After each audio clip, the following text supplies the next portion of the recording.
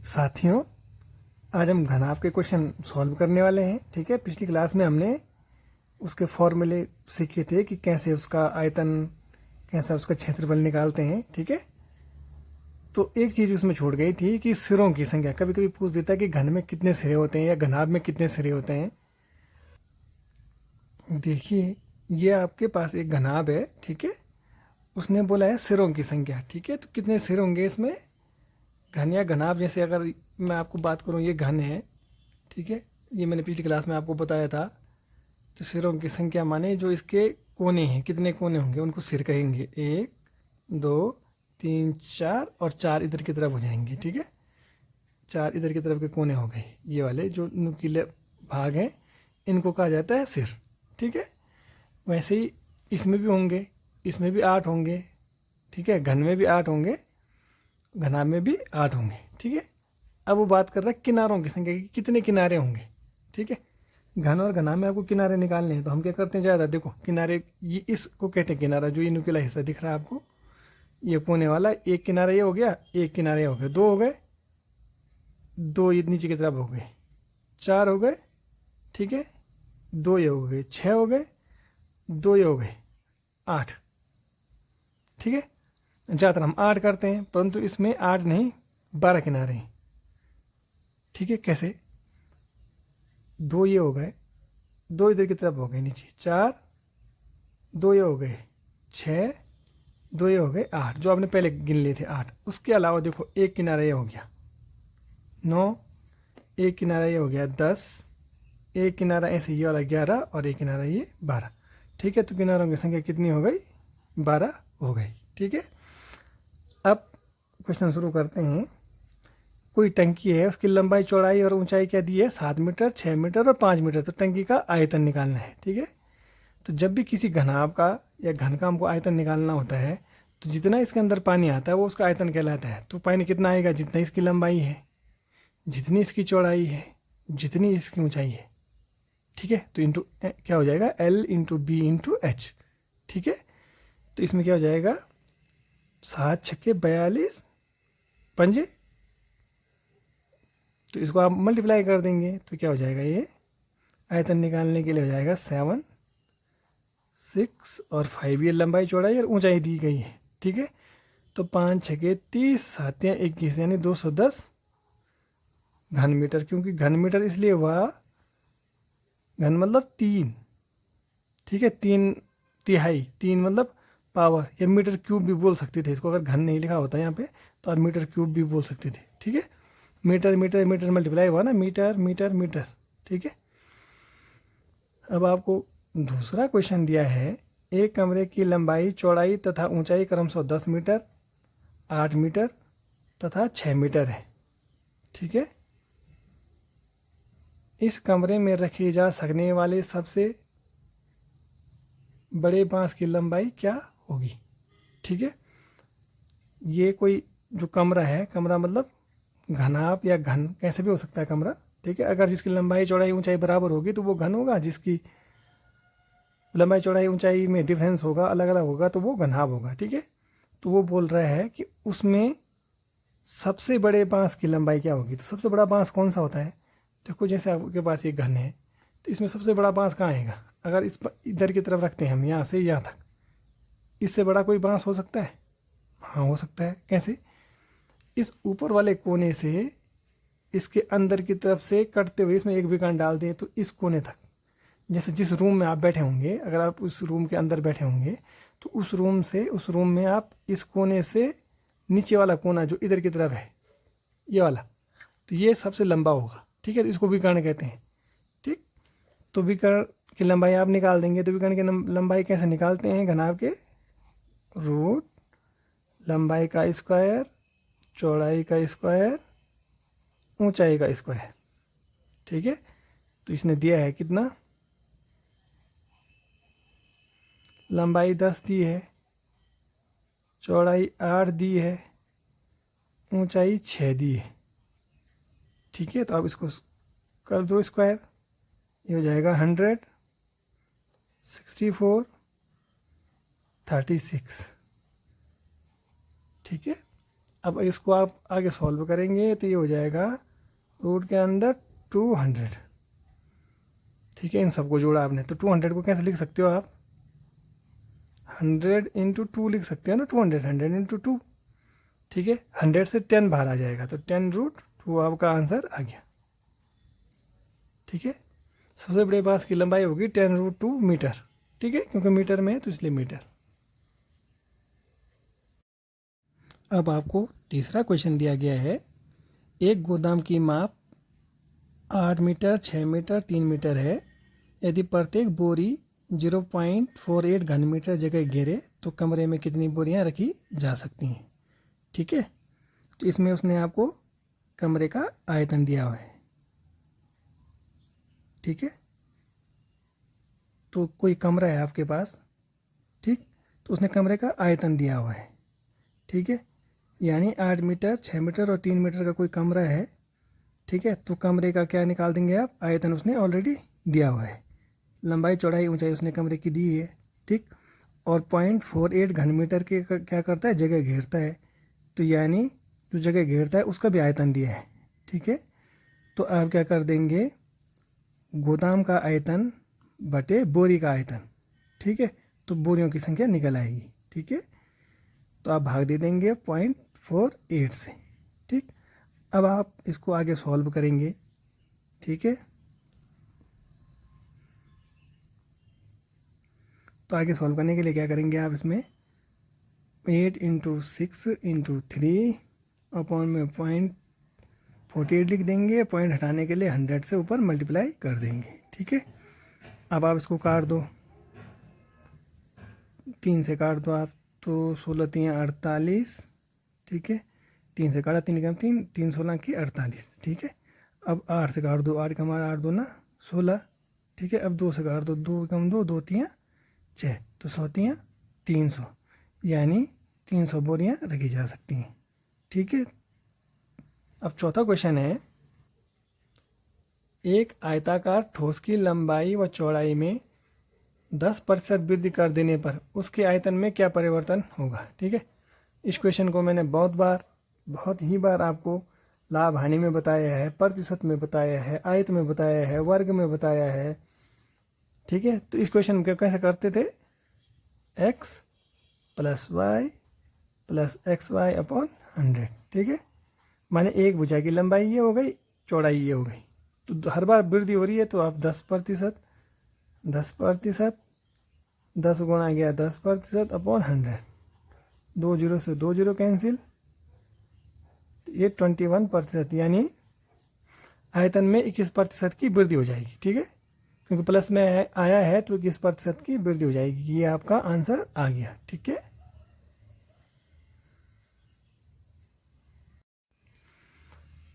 अब आपको पांचवा क्वेश्चन दिया है, एक संदूक या घनाभ की लंबाई चौड़ाई तथा ऊंचाई का रेशियो दिया है, ठीक है। और इसके चारों ओर 8 रुपये प्रति वर्ग मीटर के हिसाब से और 9.5 रुपये प्रति वर्ग मीटर के हिसाब से कागज लगा दिया जाता है, जिनके खर्चों का अंतर क्या है, 1248 रुपये है, ठीक है। तो आपको जो बॉक्स है या घनाभ है या संदूक है उसकी लंबाई चौड़ाई और ऊंचाई ज्ञात करनी है, ठीक है। क्वेश्चन को करने से पहले आपको ये समझना है, जैसे आपको ये एक घनाभ दिया गया है, ठीक है। इसके पृष्ठों पर आपको इसी की तरह कागज लगाना है, ठीक। और वो खर्चा क्या है, एक बार 9.5 रुपये है, एक बार 8 रुपये है प्रति वर्ग मीटर के हिसाब से लगाना है आपको कागज, ठीक। एक बार अगर आप 9.5 रुपये के हिसाब से लगाते हो तो कुछ खर्चा आएगा, फिर आप 8 रुपये के हिसाब से लगाते हो तो उन दोनों का अंतर 1248 रुपये आता है, ठीक है। तो आप सारे पृष्ठों पर कागज लगाते हो इसमें, ठीक। उन दोनों का अंतर क्या आ जाता है, 1248 आ जाता है। तो ये आप समझ गए कि संपूर्ण पृष्ठों पर कागज लगता है, ठीक है। तो अब देखिए संपूर्ण पृष्ठ के साथ लंबाई चौड़ाई ऊंचाई, इसको मैं L × B × H कर देता हूँ, ठीक है। L ये B H है, वो कितना है,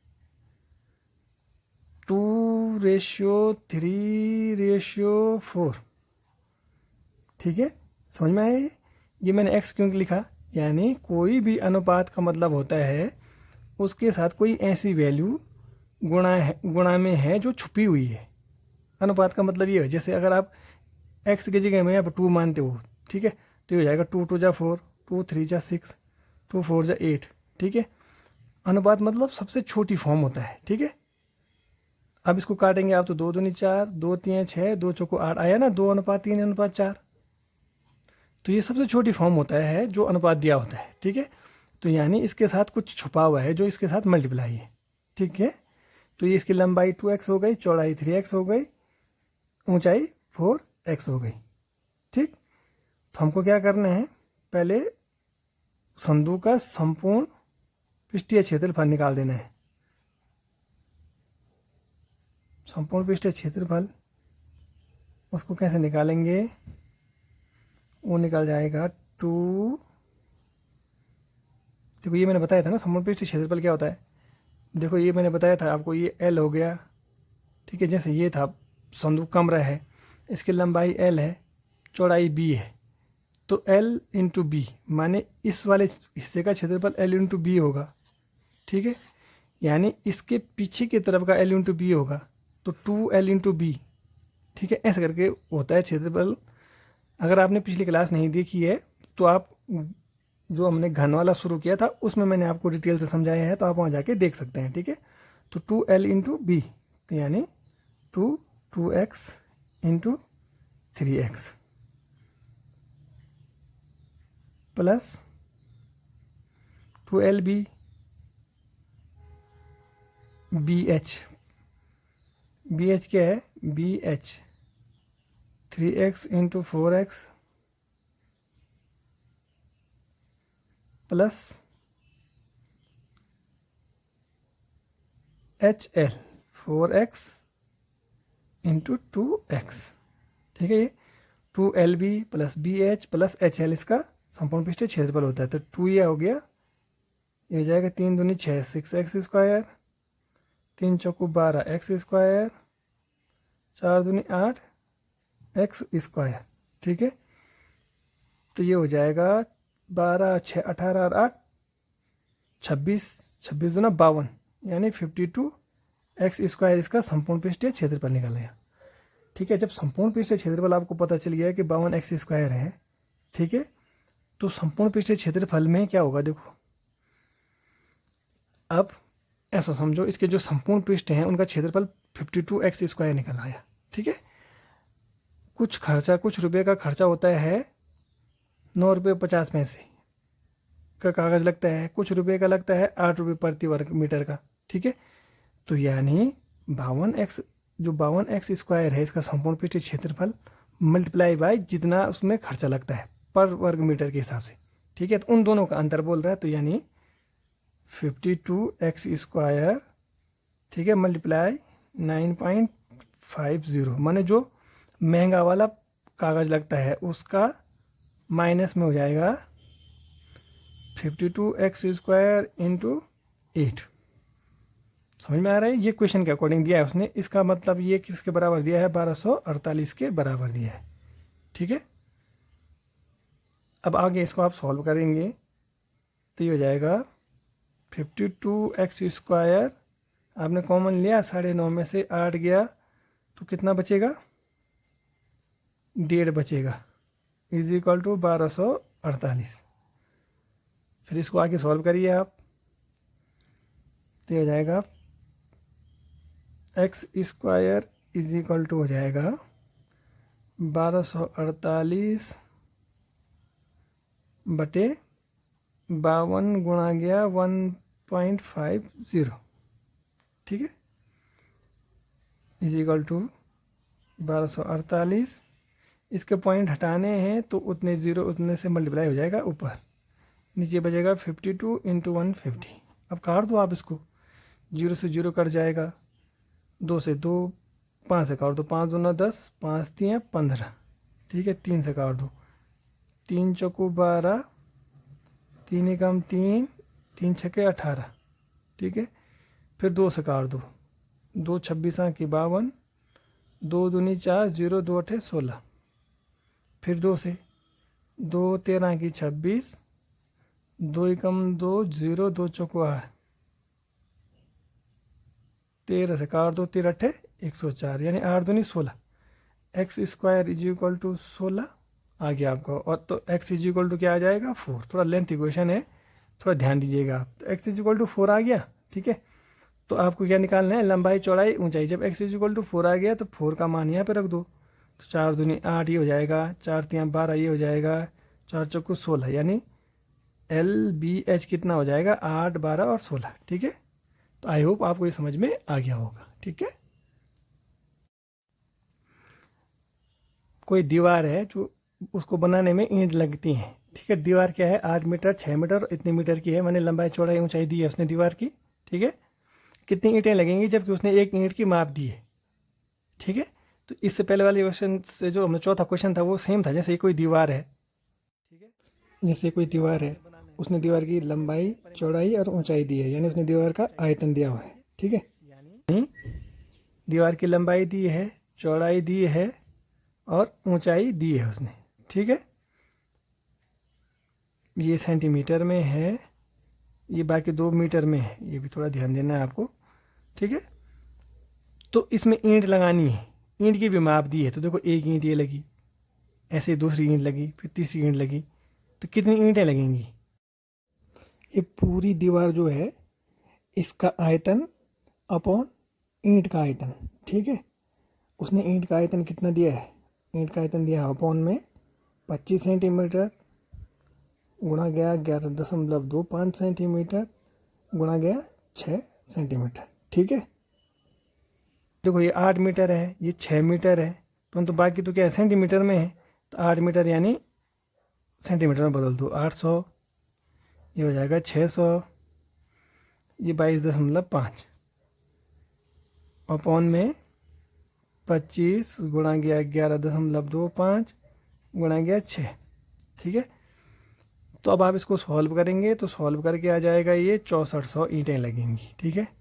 मैं यहाँ पे क्योंकि टाइम बहुत ज़्यादा हो रहा है इसलिए मैं इसको सॉल्व नहीं कर रहा हूँ, इसको आप सॉल्व कर लीजिएगा तो 6400 ईंटें आ रही हैं, ठीक है। अब आपको 7वां क्वेश्चन दिया है, एक घनाभ का आयतन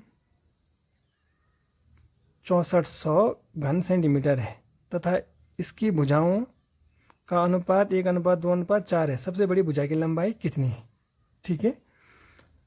अब देखो क्या है, भुजाओं का अनुपात क्या है, 1:2:4 है, यानी एक भुजा x है, दूसरी भुजा 2x है, तीसरी जो लंबाई चौड़ाई ऊंचाई है वो x 2x और 4x में है, ठीक है। आयतन, आयतन क्या होता है, लंबाई गुणा गया चौड़ाई गुणा गया ऊंचाई, इन सब का बराबर कितना है, इतना, ठीक है। उसने दिया है 64,000, ठीक। तो आप इसको मल्टीप्लाई कर दो, 4 दूना 8, क्योंकि ये LBH है ना, ठीक है।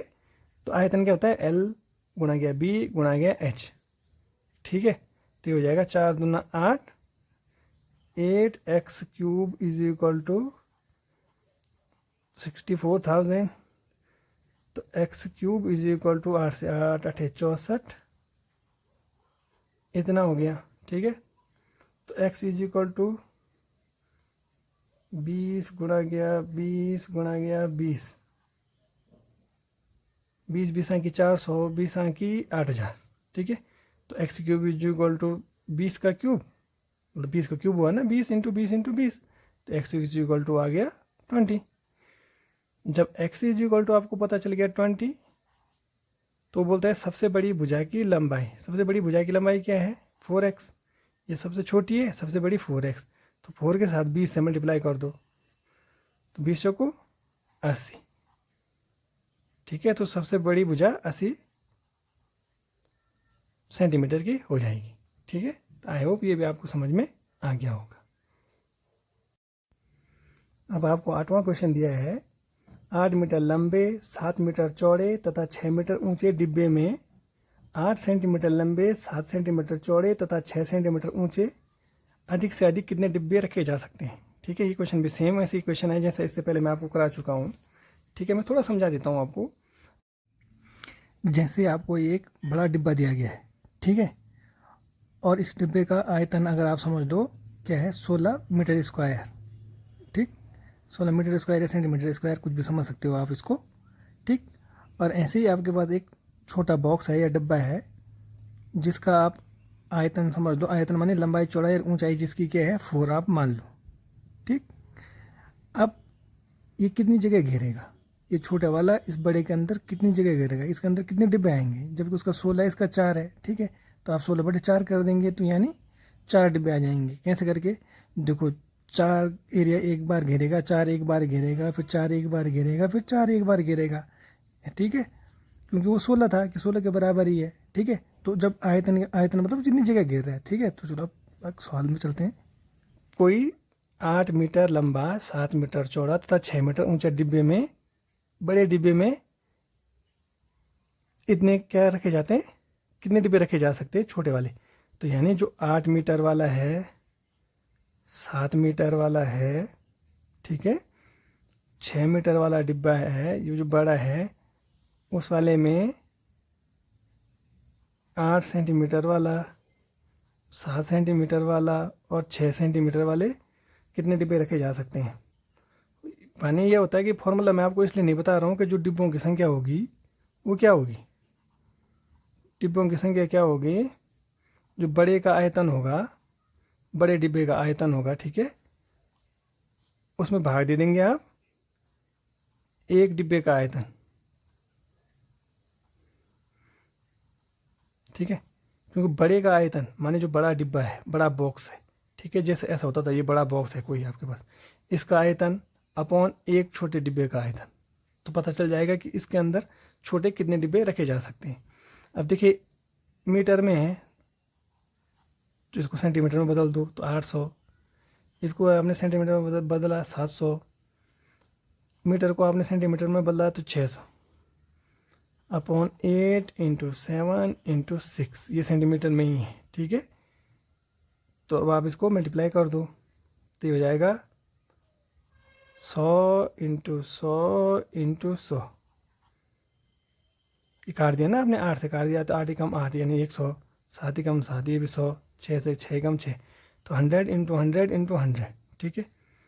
तो 1 के बाद 2 2 4 2 6 जीरो लग जाएंगे, 2 4, ये आपका आंसर आ गया, ठीक है। तो आई होप आज की क्लास आपको पसंद आई होगी। क्लास पसंद आई तो चैनल को लाइक करें, शेयर करें, सब्सक्राइब करें, बेल आइकन को भी प्रेस करेंगे जिससे आपको नोटिफिकेशन मिलता रहे, ठीक है। Thank you.